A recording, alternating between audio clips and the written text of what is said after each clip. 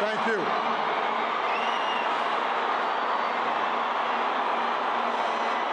Thank you so much.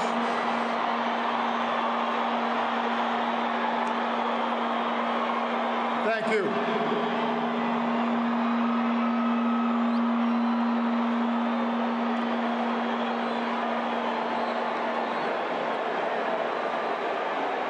To Graça Machel and the Mandela family, to President Zuma and members of the government, to heads of states and government, past and present, distinguished guests, it is a singular honor to be with you today, to celebrate a life like no other. To the people of South Africa,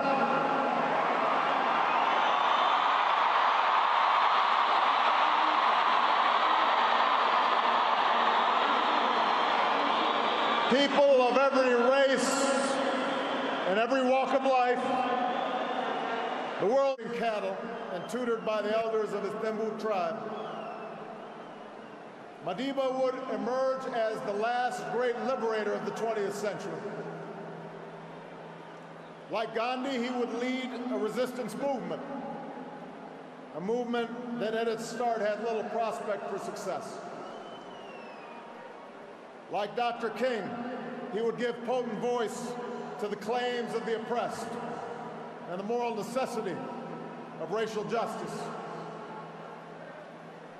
He would endure a brutal imprisonment that began in the time of Kennedy and Khrushchev and reached the final days of the Cold War.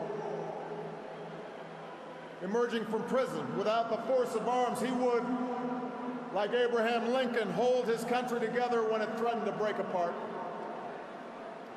And like America's founding fathers, he would erect a constitutional order to preserve freedom for future generations, a commitment to democracy and rule of law, ratified not only by his election, but by his willingness to step down from power after only one term.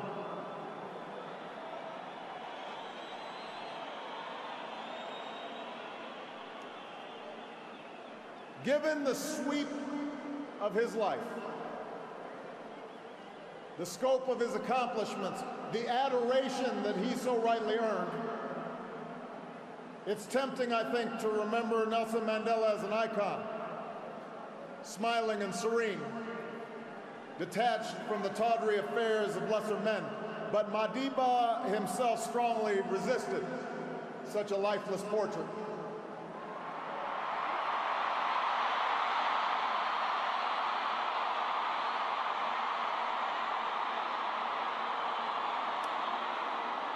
Instead, Madiba insisted on sharing with us his doubts and his fears, his miscalculations, along with his victories.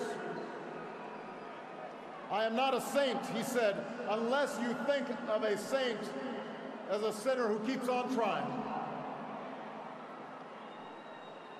And it was precisely because he could admit to imperfection, because he could be so full of good humor, even mischief, despite the heavy burdens that he carried, that we loved him so.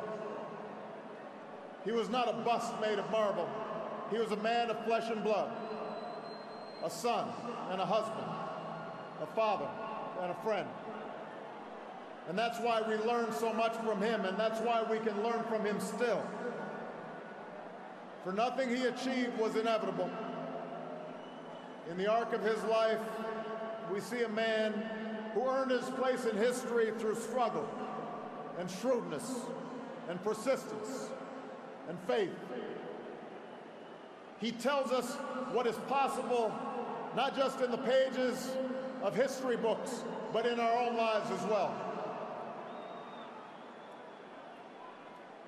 Mandela showed us the power of action, of taking risks on behalf of our ideals.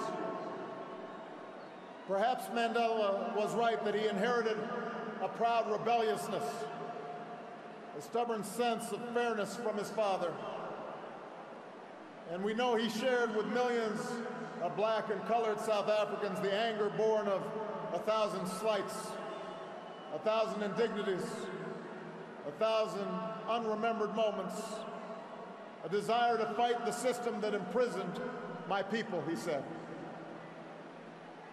But like other early giants of the ANC, the Sisulus and the Tambos,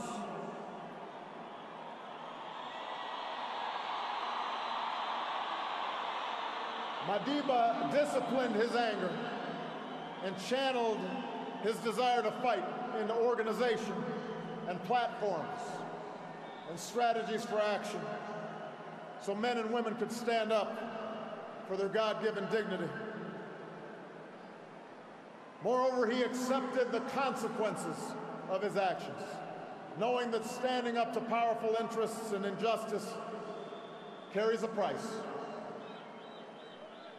I have fought against white domination, and I have fought against black domination. I've cherished the ideal of a democratic and free society. Opportunities. It is an ideal which I hope to live for and to achieve. But if needs be, it is an ideal for which I am prepared to die.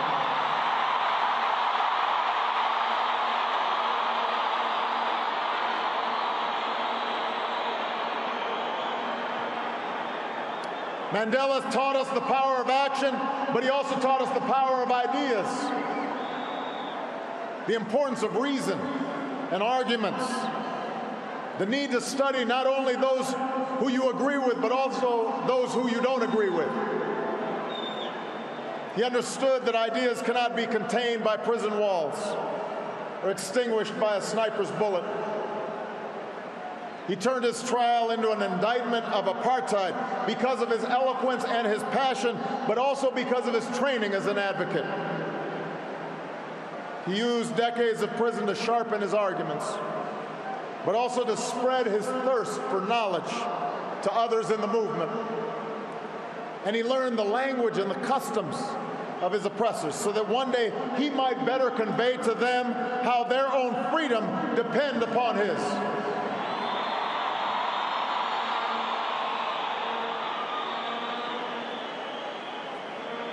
Mandela just demonstrated that action and ideas are not enough. No matter how right, they must also be chiseled in the law and institutions. He was practical, testing his beliefs against the hard surface of circumstance and history.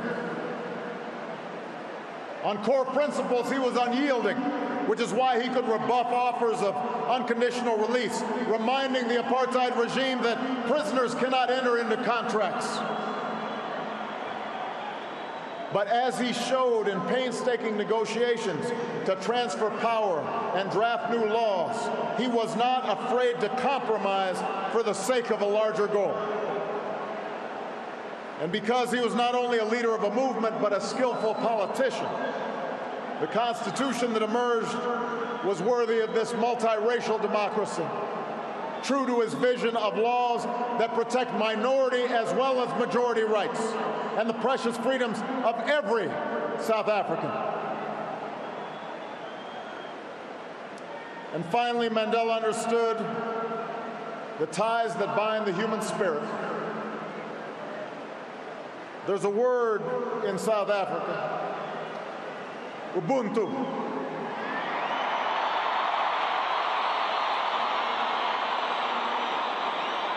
A word that captures Mandela's greatest gift.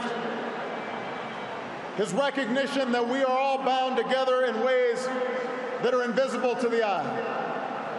That there's a oneness to humanity. That we achieve ourselves by sharing ourselves with others and caring for those around us. We can never know how much of this sense was innate in him or how much was shaped in a dark and solitary cell. But we remember the gestures, large and small, introducing his jailers as honored guests at his inauguration, taking a pitch in a Springbok uniform, turning his family's heartbreak into a call to confront HIV/AIDS, that revealed the depths of his empathy and his understanding. He not only embodied Ubuntu, he taught millions to find that truth within themselves. It took a man like Madiba to free not just the prisoner, but the jailer as well. To show that you must trust others so that they may trust you. To teach that reconciliation is not a matter of ignoring a cruel past, but a means of confronting it with inclusion and generosity and truth. He changed laws, but he also changed hearts. For the people of South Africa, for those he inspired around the globe, Madiba's passing is rightly a time of mourning and a time to celebrate a heroic life. But I believe it should also prompt in each of us a time for self-reflection. With honesty, regardless of our station or our circumstance, we must ask, how well have I applied his lessons in my own life? It's a question I ask myself as a man and as a president. We know that, like South Africa, the United States had to overcome centuries of racial subjugation. As was true here, it took sacrifice, the sacrifices of countless people, known and unknown, to see the dawn of a new day. Michelle and I are beneficiaries of that struggle.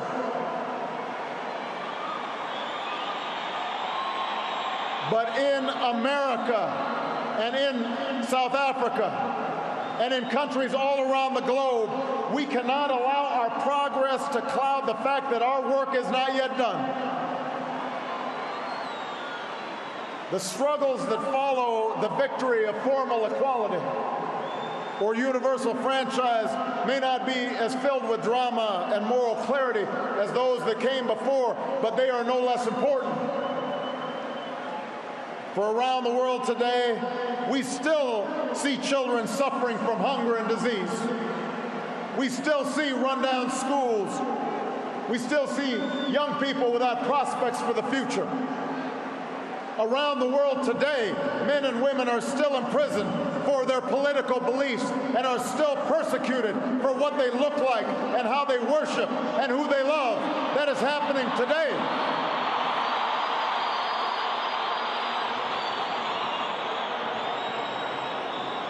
And so we too must act on behalf of justice.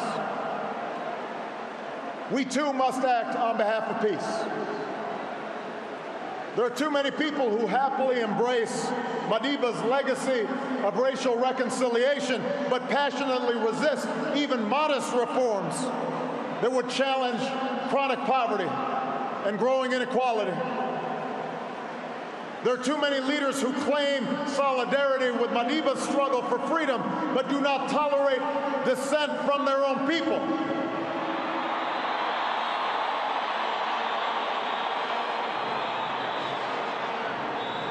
And there are too many of us on the sidelines, comfortable in complacency or cynicism, when our voices must be heard. The questions we face today, how to promote equality and justice, how to uphold freedom and human rights, how to end conflict and sectarian war, these things do not have easy answers. But there were no easy answers in front of that child born in World War I. Nelson Mandela reminds us that it always seems impossible until it is done. South Africa shows that is true. South Africa shows we can change, that we can choose a world defined not by our differences, but by our common hopes.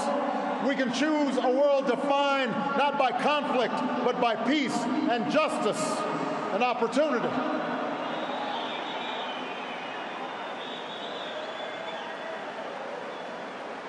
We will never see the likes of Nelson Mandela again. But let me say to the young people of Africa and the young people around the world, you too can make his life work your own. Over 30 years ago, while still a student, I learned of Nelson Mandela and the struggles taking place in this beautiful land. And it stirred something in me. It woke me up to my responsibilities, to others and to myself. And it set me on an improbable journey that finds me here today. And while I will always fall short of Madiba's example, he makes me want to be a better man. He speaks to what's best inside us. After this great liberator is laid to rest, and when we've returned to our cities and villages and rejoined our daily routines, let us search for his strength. Let us search for his largeness of spirit somewhere inside of ourselves. And when the night grows dark, when injustice weighs heavy on our hearts, when our best laid plans seem beyond our reach, let us think of Madiba and the words that brought him comfort within the four walls of his cell. It matters not how straight the gate, how charged the punishment, the scroll. I am the master of my fate. I am the captain of my soul. What a magnificent soul it was.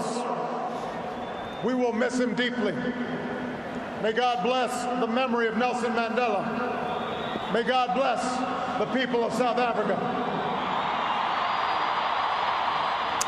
An emotional President Obama there, closing a rousing eulogy to his personal hero, Nelson Mandela, closing with those words of William Ernest Henley, I am the master of my fate, I am the captain of my soul, the poem Invictus, which inspired Nelson Mandela for so many years. In the 10 or 15 minutes President Obama just spoke, he recounted the life of Nelson Mandela, and Robin Roberts, who joins me now, the lessons he taught us all. The lessons he taught us.